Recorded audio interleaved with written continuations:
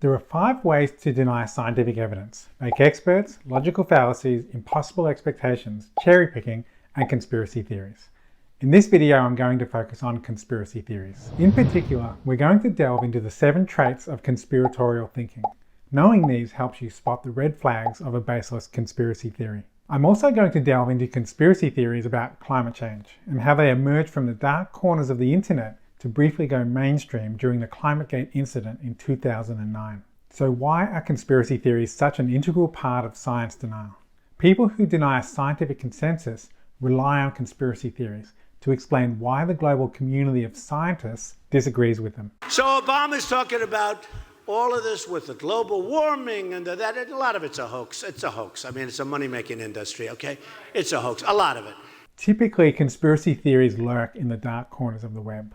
But in 2009, a conspiracy theory exploded across the mainstream media. It was called Climategate.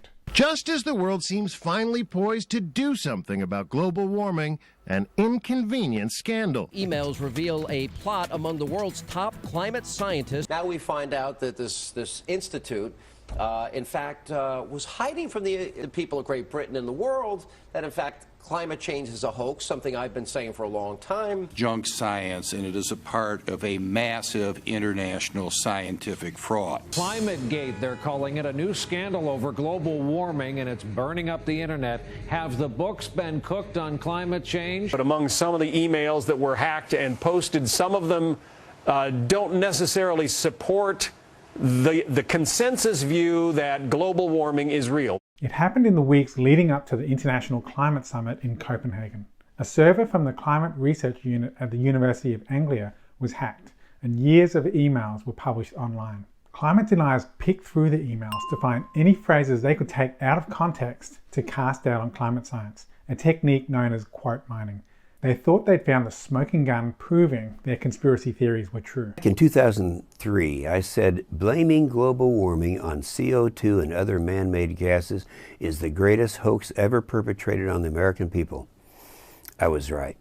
To many Republicans, Climategate proves that global warming is a deception. And at worst, it's junk science, and it is a part of a massive international scientific fraud. The endangerment finding that the EPA is talking about coming out with is all based on the science from the IPCC. Now, what does that tell you? It tells you that if they came out with an endangerment finding, it'd be based on false science. The email hack was perfectly timed just before the International Climate Summit in Copenhagen. But the so-called Climategate episode cast doubts just weeks before world leaders met at a United Nations conference in Copenhagen. And one environmental group says, despite exonerations, there's damage. Climategate advocates do want political traction. They hope any uncertainty over man-made global warming might change the president's plan to offer CO2 cuts in Copenhagen next week. Now, all this should make for a pretty gloomy climate summit in Copenhagen, which the president will be going to next week, and that's just fine, we assume, with Senator Inhofe, who will be attending the conference with what he calls a truth squad. In this effort to discredit climate science in the lead up to the 2009 Copenhagen summit, where various emails, including emails that were mine or were written to me, were stolen and then combed through to try to find words and phrases that, if you took them out of context, could sound, a little questionable. Could be used to try to make it sound like climate scientists were engaged in something inappropriate, were hiding something. The mainstream media happily promoted the conspiracy theories, and in response, climate scientists struggled to explain the complicated science needed to put the emails in proper context. No data have been deleted. Let me assure you of that, unless it was a long time ago for reasons that had nothing to do with any malicious intent. Kevin It was Trenberth simply and Myron because there Ebel. was, in the 1970s, there wasn't very much storage, and you had to make decisions about which data you kept and which you let go by the board. We have to say goodbye. Science is complex. Much simpler and salacious are dramatic stories of scientists getting caught faking data. So let's dig deeper into the most popular Climategate narratives and what they tell us about conspiratorial thinking.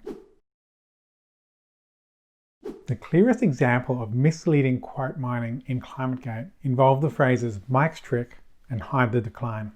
By far the most embarrassing email is from 1999, in which CRU's director, Phil Jones, brags that he's used a trick to hide the decline. Hide the decline meaning hiding studies from tree rings that show the Earth cooling since 1960, when actual temperatures show a trend toward warming. Here's the full sentence from an email by climate scientist Phil Jones at the University of East Anglia. Jones was talking about two distinct scientific techniques. The first was Mike's nature trick. This came from a paper published in the scientific journal Nature, lead authored by Michael Mann. Mann plotted temperature over the last 600 years, calculated from proxies of past climate change like tree rings and corals. Here was his trick. In the same graph, he also plotted direct temperature measurements from thermometers. Putting the two together helped put modern climate change in the context of natural climate change over the past. What he was referring to was just a clever way to compare these paleoclimate temperature reconstructions that go back, 1,000 years with the modern warming shown in the instrumental record, because the paleoclimate data actually don't come up to the present, because many of these corals and tree rings were obtained back in the 1970s or the 1980s, and so they don't come up to the present. So if you want a complete depiction of what's happening, you wouldn't stop at 1980. You would also show what we know happened since 1980, because we do have thermometer records since 1980. And so that's what he was doing, finding a way to show both pieces of information together so that you got the whole picture. The challenge from a science communication point of view is it just took me over a minute to explain two words, Mike's trick. A minute in TV land is an eternity, and reporters' greatest fear is their audience's eyes glazing over and changing the channel. It's much easier and better for ratings to tell a salacious story of a scientist getting found out employing a trick. Interpreting Mike's trick as nefarious commits ambiguity fallacy, exploiting that some words have multiple meanings. A trick can be an attempt to deceive people, but it can also be a technique used by experts like a trick of the trade. And as all scientists and mathematicians know, a trick is a term that's used to describe a clever solution to a problem. Here's the trick to solving that problem. Or, this is a trick of the trade. We even use it that way in some of our sort of popular lingo as well. The other misleading way that conspiracy theories distorted Phil Jones's quote was they took two separate scientific techniques, Mike's trick and hide the decline, and mash them together as if they were the same thing. What the critics also tried to do is to take two different phrases from the same email that appear at opposite ends of a very long sentence and splice them together, so you actually heard there were people out there claiming that the email talked about using a trick to hide the decline, using Mike's trick to hide the decline. The email doesn't say anything of the sort. The hide the decline is referring to something else later in the sentence. Sometimes the media pulled this trick in plain view, showing much of the quote, but only highlighting the exciting bits and joining them together. Hackers exposed emails written by a top climate change scientist in which he talked about using a trick to hide the decline in temperature records. The irony is Mike's trick was splicing together two data sets to paint a clearer picture of climate change. Conspiracy theorists spliced together two unrelated phrases to paint a misleading picture of the science. In Phil Jones' email, he talked about two separate techniques, Mike's trick and hide the decline. What was hide the decline? Were scientists trying to hide something from the public? This is another example of ambiguity fallacy, interpreting the word hide to mean something deceptive when it referred to a standard scientific technique. The decline was a decline in tree ring widths. What Phil Jones was talking about was that one particular climate reconstruction that was shown in his comparison that had been performed by Keith Briffa and colleagues at the University of East Anglia. They had used the density of the rings of trees. So you can use tree ring growth thicknesses, tell you something about climate. But it turns out that if you look at the density of the wood that grows in any particular year, that also tells you something about temperature. And so they had performed a reconstruction of temperatures using exclusively these tree ring density measurements. And for various reasons that have been explored for now nearly 2 decades, these particular measurements track temperatures very well until about 1960, and then they began to diverge. The thermometer measurements tell us very clearly that the globe warmed substantially since then, but the tree ring data stop, the tree ring densities that they used stop sort of reflecting that warming. The decline wasn't some dirty little secret. It was a scientific question openly discussed in the peer-reviewed literature. Before that email ever was written, they had published a year earlier a paper in the journal Nature talking about this problem. It was hardly something that was hidden or nefarious. They were well aware of this problem, and they stated very clearly in that paper in 1998 that because of this problem, you should not use the post-1960 data to depict temperature changes. It turns out deniers aren't interested in the science when discussed in a scientific journal, but when it's discussed in stolen emails, well, you have their full attention. So Hide the Decline was about a good faith effort to display scientific data in a way that best represented reality. The phrase made sense in a private email to scientists who understood the methods being explained.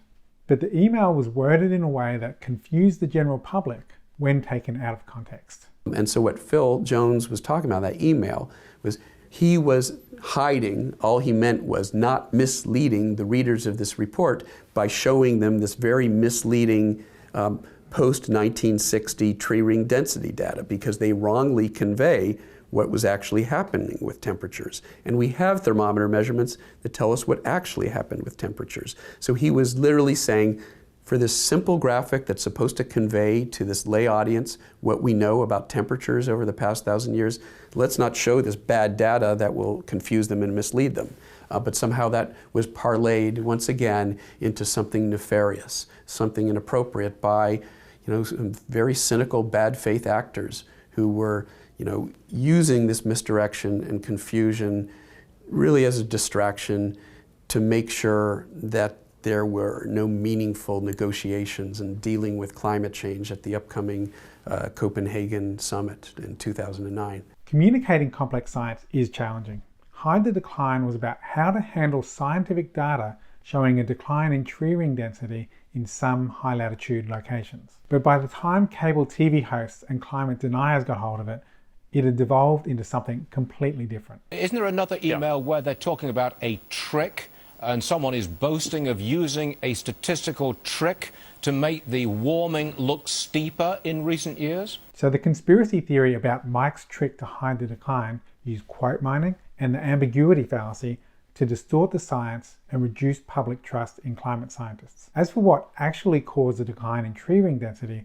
scientists continue to investigate that mystery. Recent research suggests one of the contributors to declining tree growth in some high latitude sites is local pollution blocking sunlight from reaching the surface.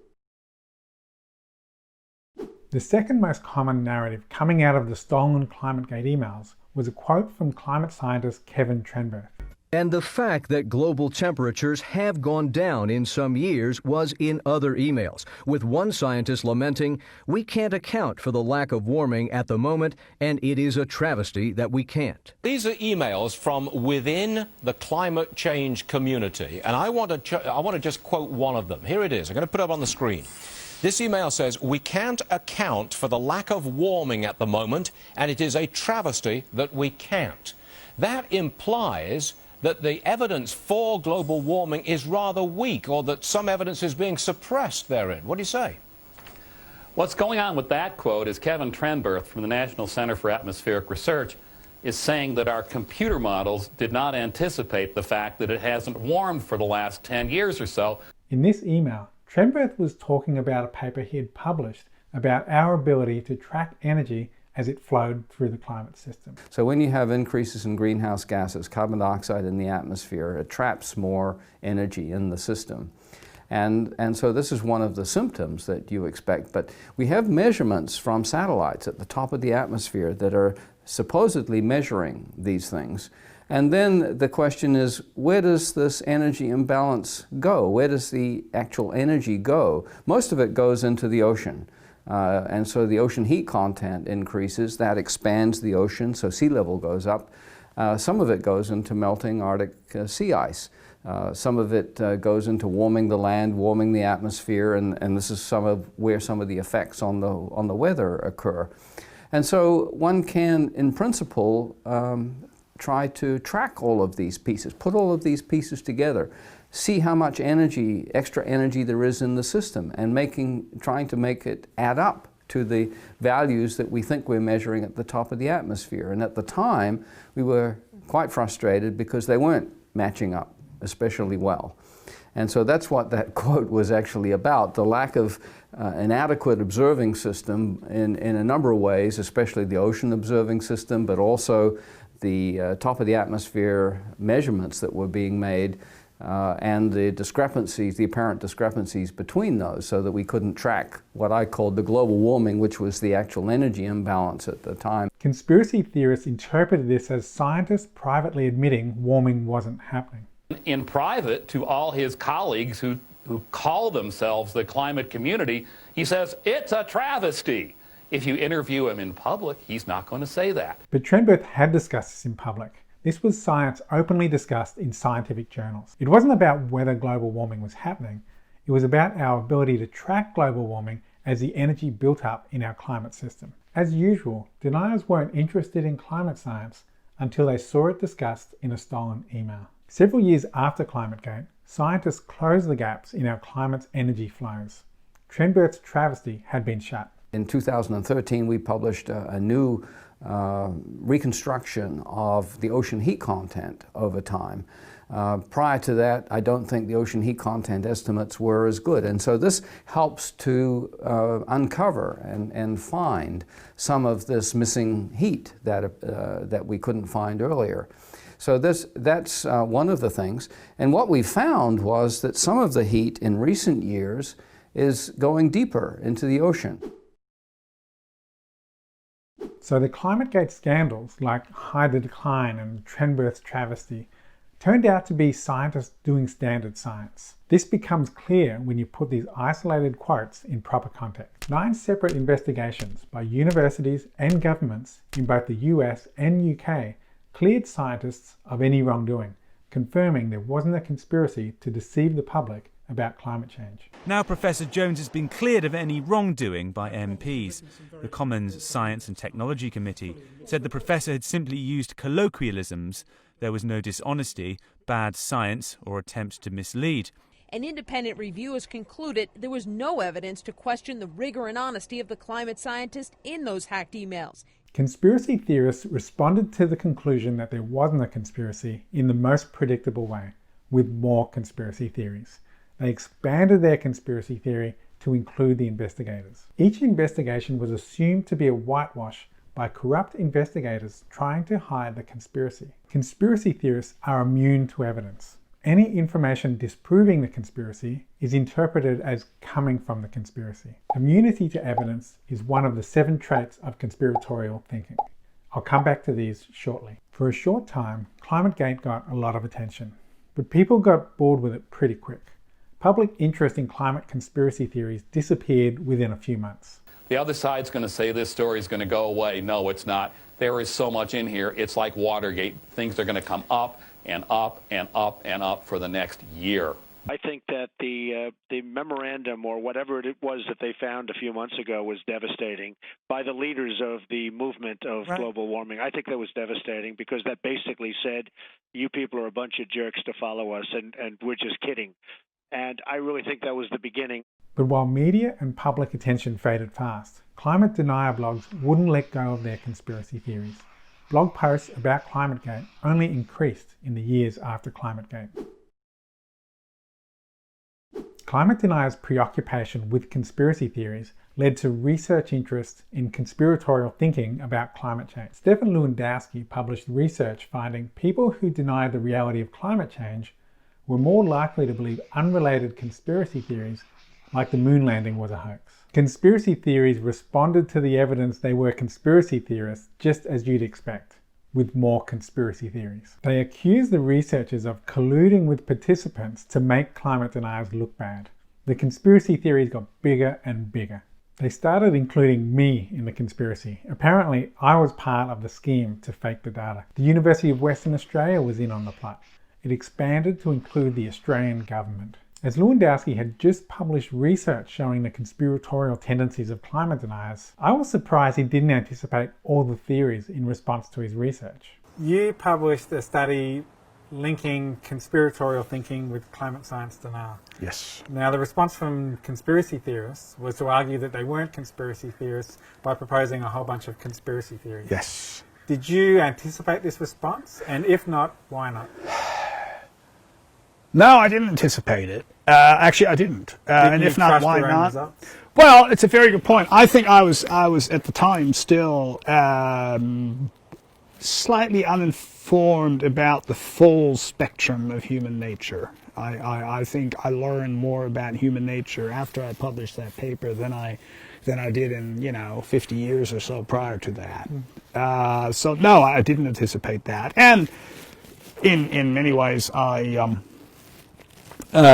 regret that, because my initial response to the backlash against my paper was one of humor. I thought this is pretty funny, actually. And it wasn't funny at all, ultimately, because, the humor wasn't reciprocated. The conspiracy theories were so extraordinary and the lack of self-awareness so mind-boggling that we published research about the response. Conspiracy theorists threatened the journal with legal action. This spooked the journal so much, they retracted our paper, not for scientific or ethical reasons, but for legal reasons.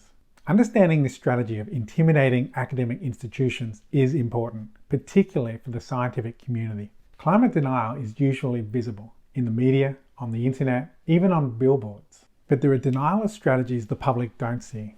Abusive and threatening emails, intimidation of journals, complaints to universities, freedom of information requests to get hold of scientific emails. Beneath the visible surface of misinformation, there's a subterranean war on climate science. But that's a topic for a whole other video. We went on to publish our research into conspiratorial thinking in another scientific journal that wasn't so easily intimidated by conspiracy theorists. In our study, we listed some of the telltale traits of conspiratorial thinking. In 2020, we further developed this framework in the Conspiracy Theory Handbook, listing the 7 traits of conspiratorial thinking. To make the 7 traits easy to remember, we used the acronym CONSPIRE. Initially, I tried to get the 7 traits to fit the acronym TINFOIL, but I couldn't crack the L. So instead, I went with CONSPIRE. Why are the 7 traits of conspiratorial thinking important?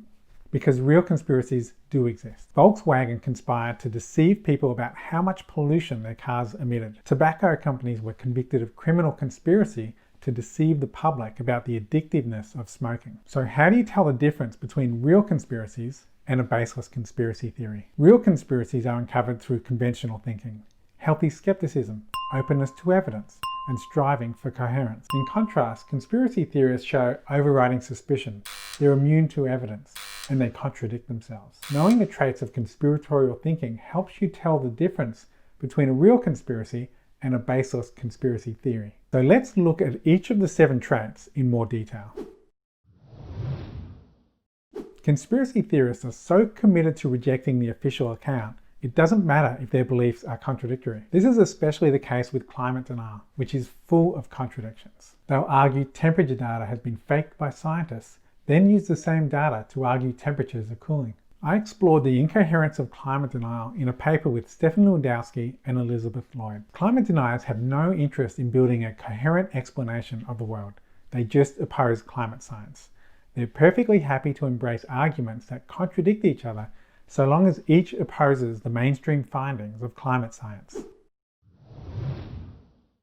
Conspiracy theorists are overwhelmingly suspicious of official accounts. If the scientific consensus is that global warming is happening and humans are causing it, they'll reject any evidence supporting the consensus position. They are cooking the data, and cooking is a technical word meaning manipulating and falsifying the data.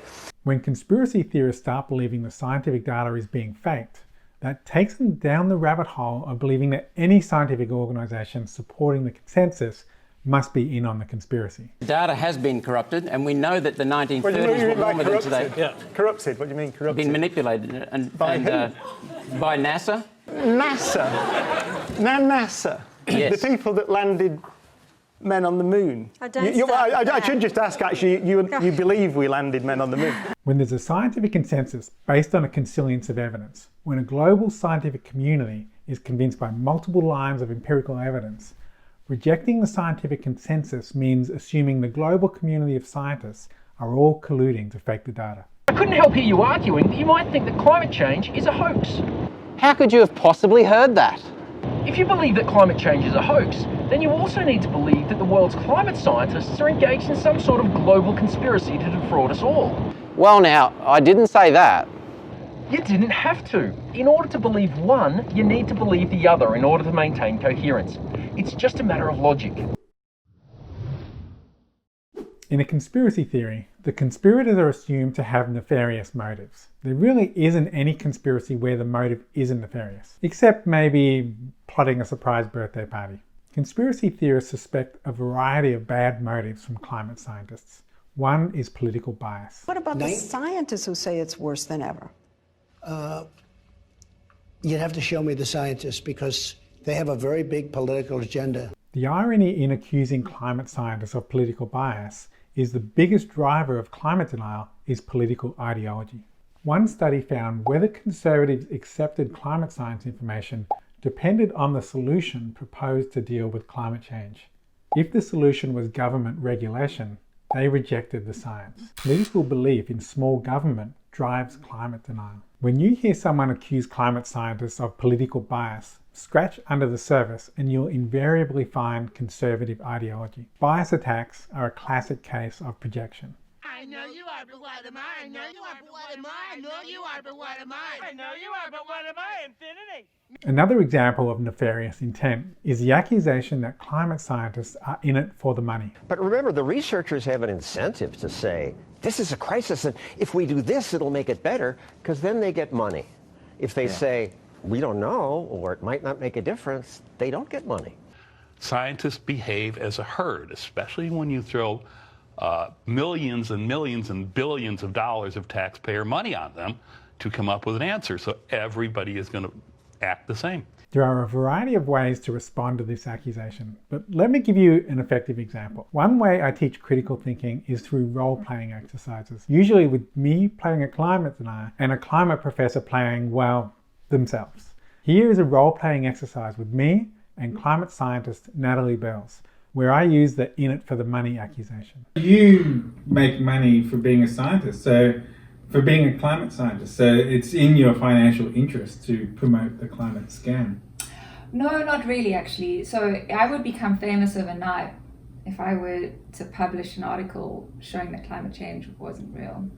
And if all the scientists agree with that evidence, then yeah, I would get a Nobel Prize for that. So it lands up being a peer-reviewed process where if I say something that doesn't stand up and doesn't hold up, I will be shut down instantly.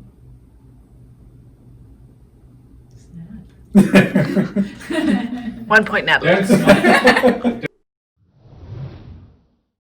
Although conspiracy theorists occasionally abandon specific ideas in their conspiracy theory when they become untenable, they never change their overall conclusion that something must be wrong and you can't trust the official account. All these emails reveal a remarkable thin skin, and that tells me that something's very wrong. For example, climate deniers have denied global warming is happening for decades.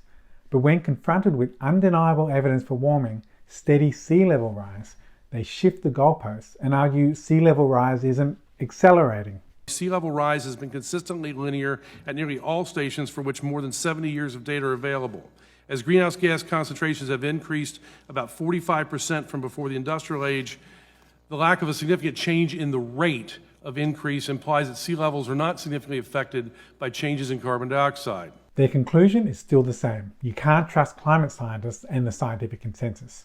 When the evidence contradicts their beliefs, like sea level rise showing that global warming really is happening, they shift the goalposts and their distrust of climate science doesn't change. You see this in conversations with climate deniers. When you refute a ridiculous argument, like ice melt doesn't matter, they smoothly glide onto the next argument. But your question is, why do we need ice? If the ice is no longer there, then hundreds of millions of people who are living near the coast will have to relocate. We don't have any problem with that. There are two ways I answer that. Look at Shanghai. How long did it take to build Shanghai to what it is today from nothing?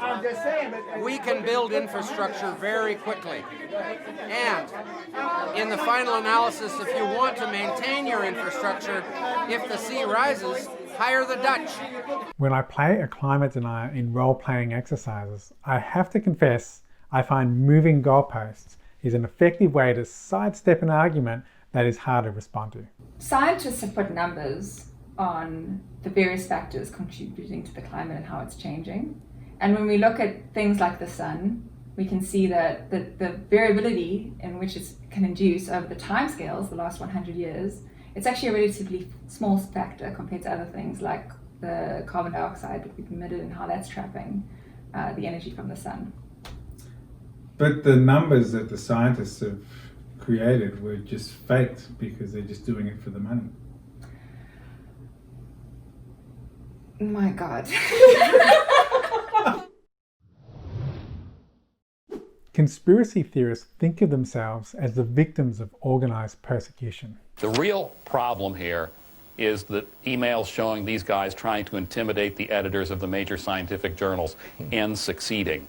In other words, keeping me and my friends and my colleagues from publishing in the refereed literature. At the same time, they also see themselves as brave heroes taking on the global conspiracy. There's irony in the fact that climate deniers complain that scientists aren't nice to them while attacking them. They lament that the public's trust in science is going down while actively working to make that happen. It's extremely difficult to change a conspiracy theorist's mind because their theories are self-sealing. Any evidence disproving the conspiracy is assumed to be part of the conspiracy. We saw that with the 9 investigations into Climategate. Every time an investigation concluded there was no evidence of conspiracy, the conspiracy theorists claimed the investigators were in on the scam, whitewashing over the conspiracy. Even absence of evidence is evidence for the conspiracy theory. The reason why there's no proof of the conspiracy is because the conspirators did such a good job covering it up. Humans are hardwired to detect patterns in randomness. We evolved this tendency for a simple reason. It kept us alive. Assuming a rustle in the bushes is a dangerous predator when it was just the wind didn't cost us much. But thinking the rustle in the bushes was just the wind when it was a dangerous predator was deadly. As a result, people tend to see patterns in random images. But conspiracy theorists take this to extremes, seeing patterns everywhere, drawing imaginary connections between unrelated events and people. Random events are reinterpreted as being caused by the conspiracy and woven into a broader interconnected pattern. Any connections are imbued with sinister meaning. In the past, seeing patterns in randomness helped keep us alive, but now conspiratorial thinking makes us less safe by eroding public trust in climate science and reducing public support for climate action. The antidote to conspiratorial thinking is critical thinking. You can help spot and resist conspiracy theories by exposing its tactics. Is the logic contradictory? Is there overriding suspicion of official accounts? Do they accuse scientists of nefarious intent? Even if you disprove one element of a conspiracy theory, do they still have the unshaken belief that something must be wrong? Is there a persecuted victim? If you provide evidence disproving the conspiracy theory, are they immune to the evidence? Do they assume random events are all part of a bigger pattern? Understanding and exposing the traits of conspiratorial thinking is key to inoculating ourselves and others from conspiracy theories and misinformation.